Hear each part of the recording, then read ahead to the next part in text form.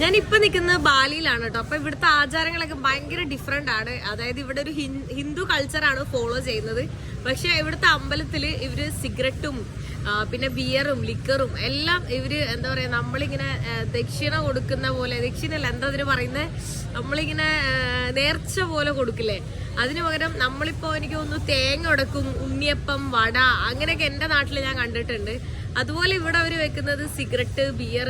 അതായത് ഇവരുടെ വിശ്വാസം എന്താണെന്ന് വെച്ചാൽ നമ്മൾ എന്താണോ കൊടുക്കുന്നത് അത് അവർക്ക് തിരിച്ചു കിട്ടും എന്നുള്ളൊരു വിശ്വാസമാണ്. അപ്പൊ ഇവിടെ എല്ലാ സ്ഥലത്തും ഇങ്ങനെ പൂജ ചെയ്തത് കാണാൻ പറ്റും. അപ്പൊ ഇതിൽ കണ്ടോ, ഈ പൂജയിൽ ഈ കാണുന്നത് സിഗരറ്റ് ആണ്.